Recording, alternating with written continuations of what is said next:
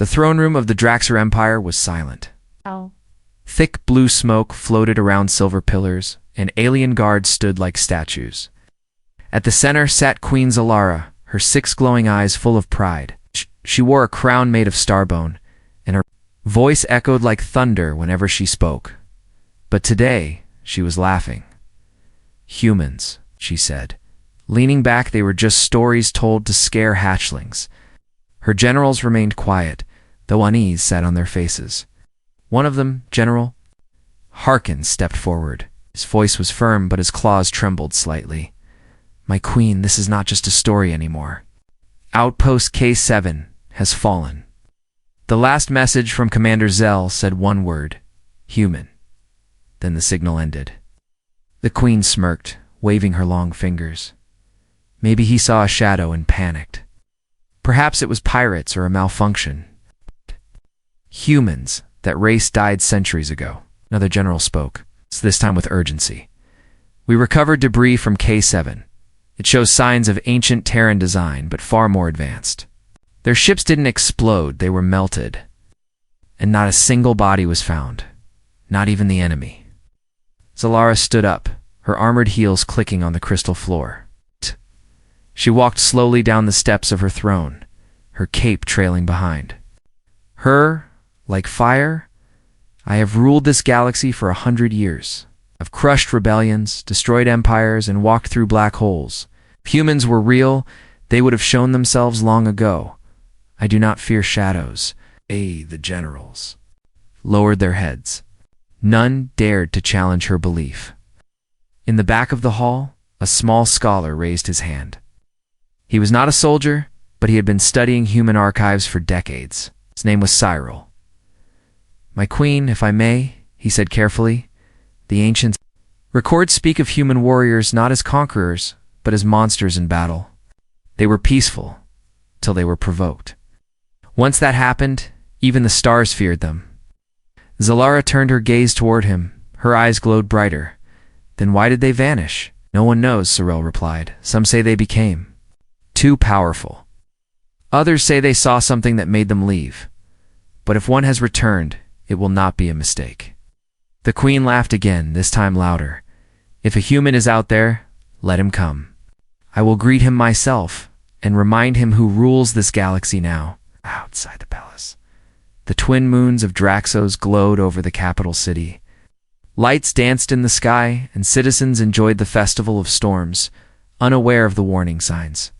Appearing across the stars, back inside, a hidden door opened behind the throne.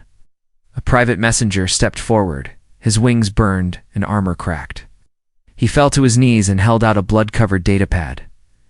"Speak," the queen commanded. The messenger coughed, his voice weak. We found a survivor from K7. He was drifting in a life pod. He had no eyes left, but he kept whispering the same words." The queen's smile faded slightly. "What words?" The messenger raised his head. He said, "A single man walked through. Our fire." He didn't scream, didn't stop. He carried no flag, only a blade, and death followed him. The throne room went quiet. No one moved. No one spoke. Queen Zalara's eyes narrowed. "Show me the recording." Moments later, a giant screen appeared above the throne. Grainy footage played, showing a silent battlefield. Explosions, smoke, and screams echoed. Then the camera focused on a tall figure walking through the fire. His armor was black, scorched, but unbroken. He held a strange weapon in one hand, a long blade, glowing red. His face was hidden by a helmet, but his walk was slow, calm, terrifying. One by one, Draxer warriors ran at him. None returned. The screen went black. Everyone stared at the queen. Waiting, she said nothing for a moment. Then she turned to General Harkin. "Send a scout ship. I want to know where that creature went next, okay? And double the palace guard." General Harkin bowed. "Yes, my queen." As he turned to leave, she stopped him with one final command. "And bring me every file on humans. Every detail, every word, every myth. I want to read their history with my own eyes." In her heart, a strange feeling began to grow. It was not fear, not yet, but it was the first time in a century she felt the unknown. And somewhere, far beyond the stars, the human kept walking closer to her throne with every step. The Draxxir capital slept under the quiet hum of its twin moons, but deep beneath the palace, something ancient stirred. A recovery team had returned from the ruins of Outpost K7. Their ship was cracked, its hull melted in places like candle wax. The workers unloading it moved fast, their hands shaking even though no enemy chased them. Inside the palace's secret vault, the queen stood behind a thick observation wall. Her generals flanked her, all wearing sealed armor, though there was no battle. On the table lay a piece of blackened metal, half melted and glowing faintly.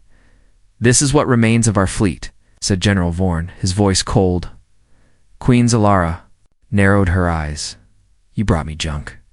Vorn shook his head. "Not junk. Look closer." The queen leaned in. As the lights adjusted, markings became clear on the scorched metal, a symbol, ancient and simple. A human skull, crossed with lightning, a mark not seen in centuries. The scholar Cyril stepped forward, holding a small hologram tablet. He tapped. At once, a matching image appeared beside the wreckage.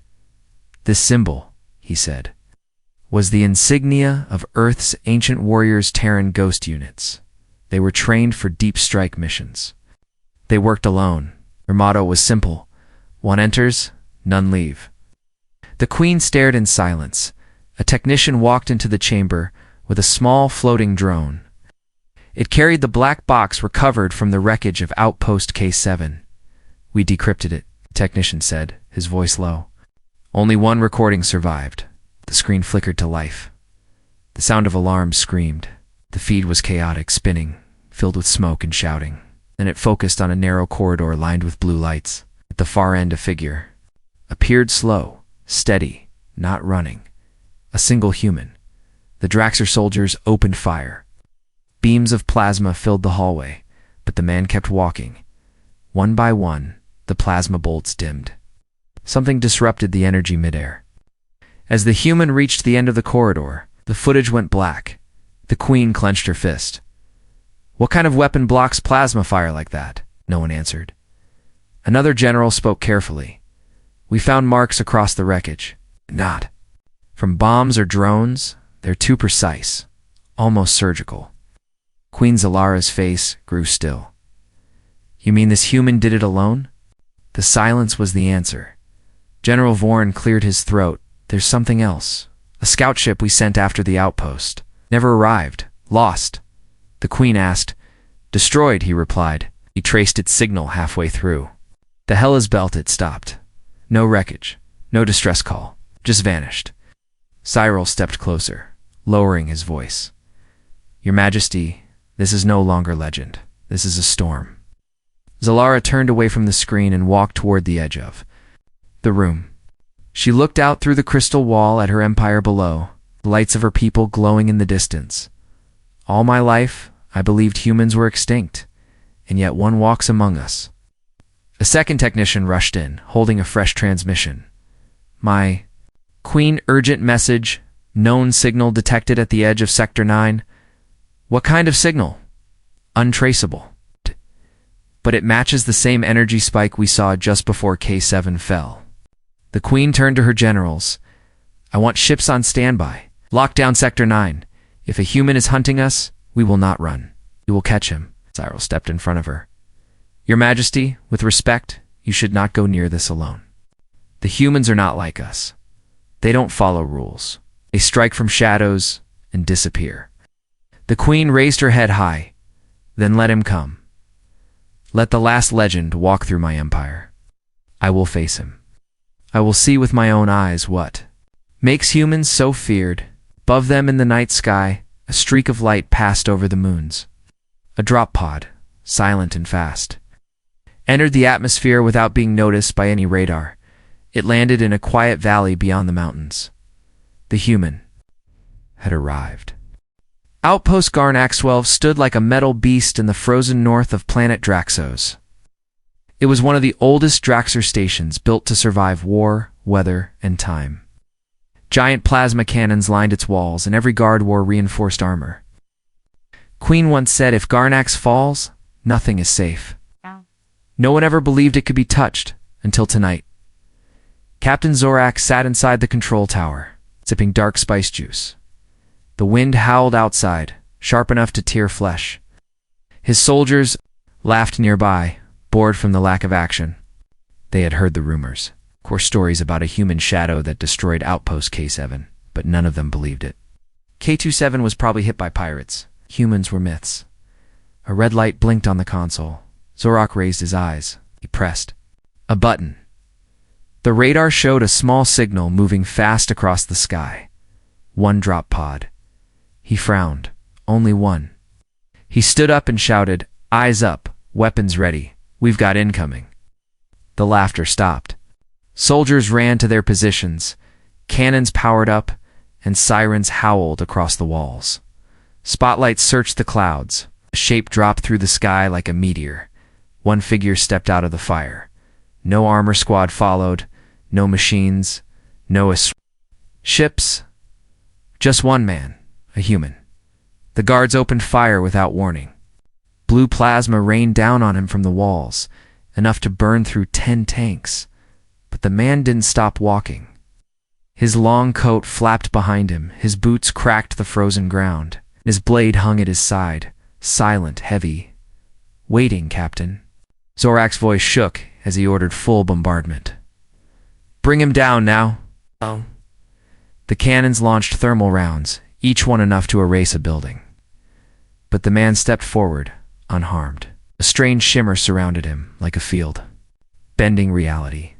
Bullets slowed, plasma dimmed, and even air froze near his body.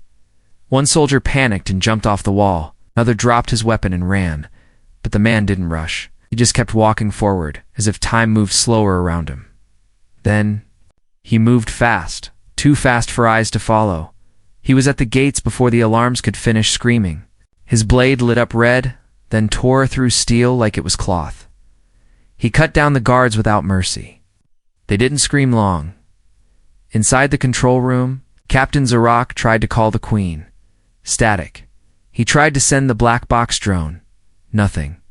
He turned to run, but the wall behind him exploded. The human stepped in. His face was covered by a dark helmet. His voice came through, not loud but enough. "You warned them. They didn't listen." Captain Zorak raised his hands, but the blade was already moving. Outside, the tower collapsed. The lights blinked once, then vanished. Outpost Garnax 12 fell silent forever, far away in the capital. The Queen stood watching the map. Another red blinked out. She didn't speak. Her generals stood frozen. Cyril, the scholar, whispered, "What?" No one dared say the last outpost is gone. The Queen turned away from the screen and walked to her private chamber. She looked out the glass wall, across her empire, glowing beneath the stars. She pressed a command into her console. "Activate Protocol Black Star. Tell all royal guards to report. Lock down the palace."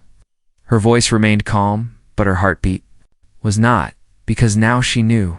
This was no accident. No pirate. No ghost. A human was here, and he was coming for her. Deep in the mountain forests near the capital, a strange silence spread through the air. Birds stopped flying. Small creatures hid in their burrows. The trees stood still, as if holding their breath. Then the sky cracked open. A drop pod burst. Through the clouds, silent and fast, like a falling star with no trail. It didn't crash, it landed with perfect control, sliding into a hidden valley where no radar reached. No one saw it, no alarms were triggered. No patrols detected the entry. The pod's hatch opened. Steam hissed, and the human stepped out. Armor had marks of war on it, as if he had fought entire armies alone. His helmet stayed on, hiding his face. On his back was the blade, still quiet, still glowing faintly. He looked around, scanning the land. He was herein now. Everything would change at the edge of the capital. A small Draxer village lit its night fires. Alien children played with glowing orbs. Farmers returned from the fields. Laughter echoed through the air. Then the wind changed.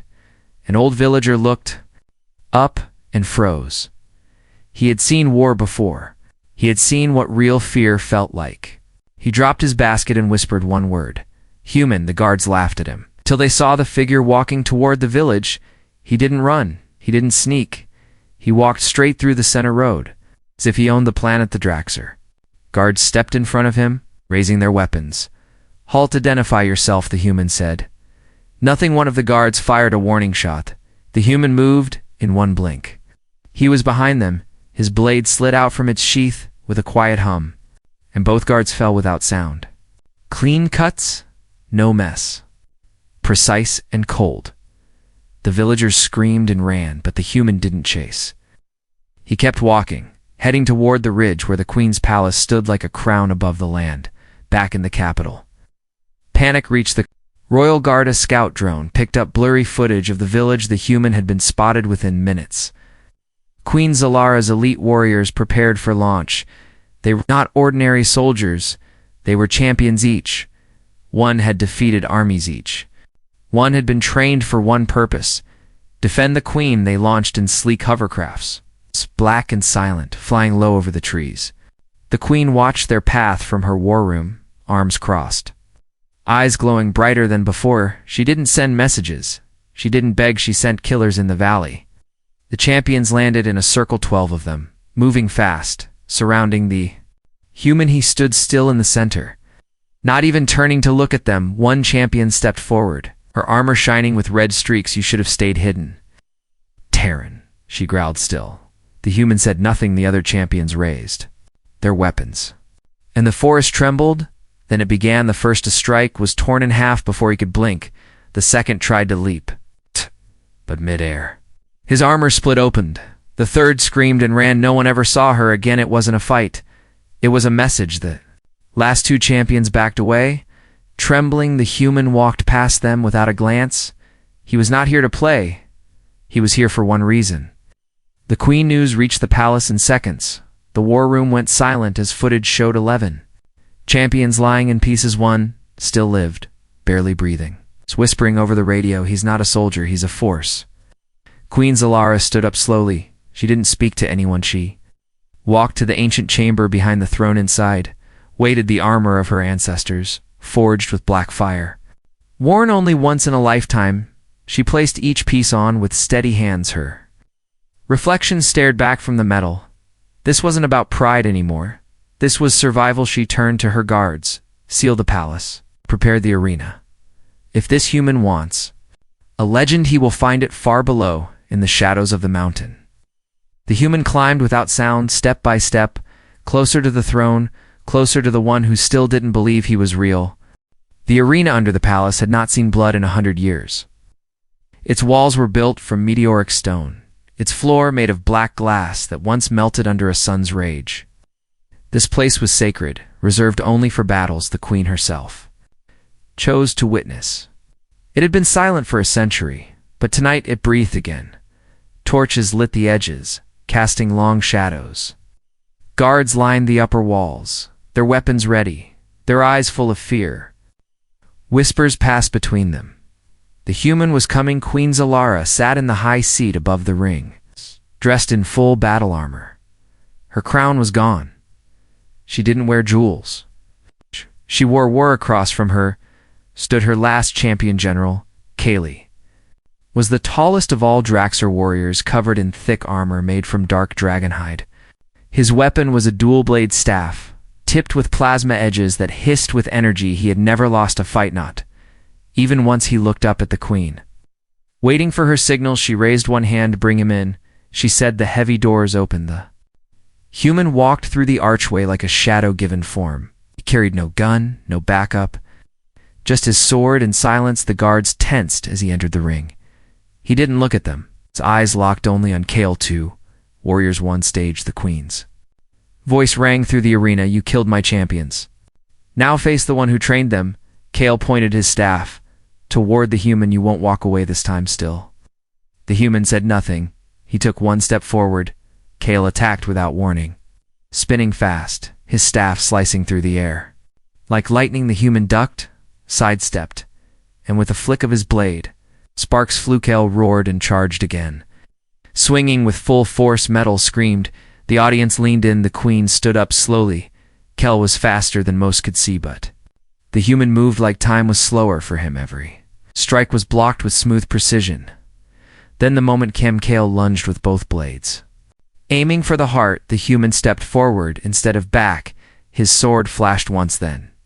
Still Neskel froze mid-attacked crowd, didn't understand what happened until Kale fell, not with a scream, not with a struggle. He dropped in silence. Body sliced clean through from shoulder to hips. Armor slid apart as his lifeless body hit the ground. A stunned gasp echoed through the arena. When Zalara's hands gripped the railing, her last champion, her pride, her strongest warrior, defeated in seconds, the human turned his head toward her, even behind the helmet. She felt the weight of his gaze. He didn't raise his blade again. He just looked up, as if to say, "You're next." The guards readied their weapons. The queen raised her hand to stop them. "No one touches him," she said. The human stepped back from Kale's body, wiped his blade clean, and waited. The queen nodded slowly. "Very well," she said, voice steady but cold. "If this is what you want, I will not hide behind my throne." She walked out of the royal box, descending the stairs one step at a time. As she entered the ring, the guards sealed the gates for the first time in her reign. The queen would fight with her own hands. Her armor glowed with ancient runes, her weapon humming with rage. The human simply raised his blade and faced her. No words were needed, no warnings were given. The queen now knew this wasn't just war. This was something deeper, something no legend had ever prepared her for. The crowd stood frozen as Queen Zalara stepped onto the black glass floor, her armor casting reflections like shattered stars. Her cape fell away behind her. This was no ceremony. This was war. The human didn't move. He waited at the far end, his sword held in one hand, its edge resting gently against the floor. There was no tension in his shoulders, no fear in his stance. He stood like a statue that had already seen the outcome. The queen drew her weapon, two-handed halberd forged from a dying sun's core. It pulsed with ancient power, humming with every breath she took. The arena doors sealed shut, no way out, no help, just them. She circled him slowly, eyes sharp, studying every inch of his posture. He didn't follow her movement. He didn't speak. He just watched. She attacked first, not with hesitation, but with fury. Her halberd came down like lightning. The human stepped to the side. Not even lifting his sword, the blade crashed into the floor, cracking the black glass beneath. As she spun, slicing sideways, faster than any of her soldiers could see. He leaned back just enough, the weapon missing his face by inches. Then he strew a flash of red light cut across her shoulder plate, not deep, but enough to remind her he was not slow. He was choosing not to kill.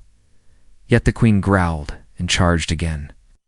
This time faking high and striking low, he blocked her strike with the back of his arm, absorbing the force like a machine. Steel sparked against steel. The sound of their clash rang through the arena like thunder. Still, he didn't speak, and that silence was louder than her rage. "You don't talk," she spat, spinning her halberd toward his ribs. He blocked again, but this time he stepped in close. Twisting her weapon from her grip, she jumped back and caught it again. "But barely. You slaughter my champions and won't even tell me why." His voice came through the helmet. "You made the mistake of thinking humans were gone." His words were quiet but sharp, cutting deeper than her blade ever could. She gritted her teeth. "What do you want?"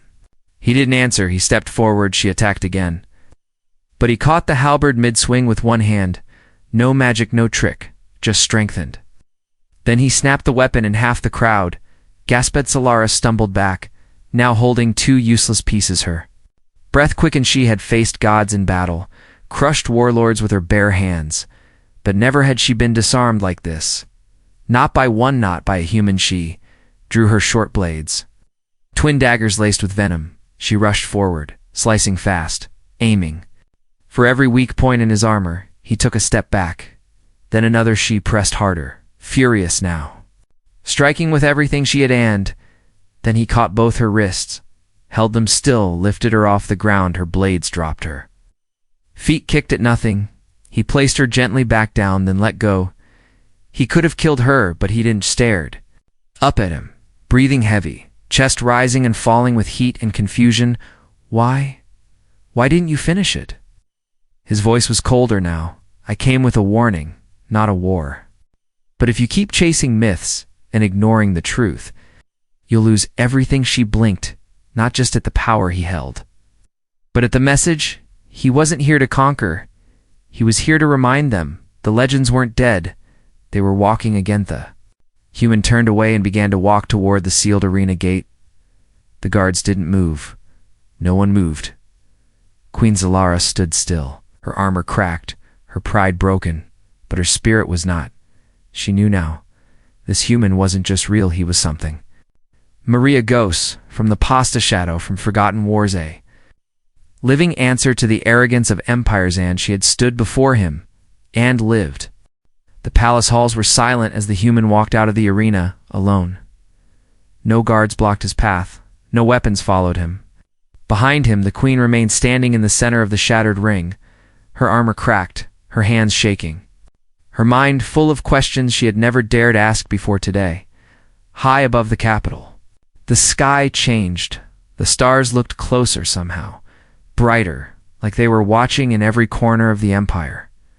From mining colonies to sky cities, screens flashed with a single image, a still frame from the arena, human warrior standing over the broken halberd of the Draxer Quinn. No message, no demand, just presence. The royal court gathered in whispers, unsure whether to declare war or surrender. Some called for revenge, others begged for peace. No one dared raise their voice too loud, because they knew he might still be listening in her private chamber. Queen. Zalara stood before the mirror, no crown on her head, her armor laid too. Resti stared at her reflection and saw something new. Not defeat, but truth. The stories had always called humans a myth. Warriors who once stood against darkness itself, beings who vanished before the galaxy could understand their power. And now one had returned, not with armies, not with ships, but with a blade and a warning. A knock came at her chamber. Dorit was Cyril.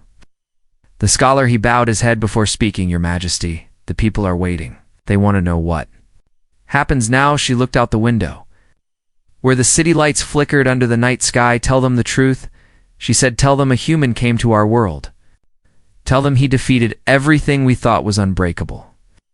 Tell them I stood before him, and I was not ready. Cyril hesitated. And what of war? She shook her head slowly. If we choose war, we won't survive it. If there is one human, there are others. Somewhere scattered in the dark. They are not our enemies, but they won't kneel, not to me, not to anyone at that moment, across the stars.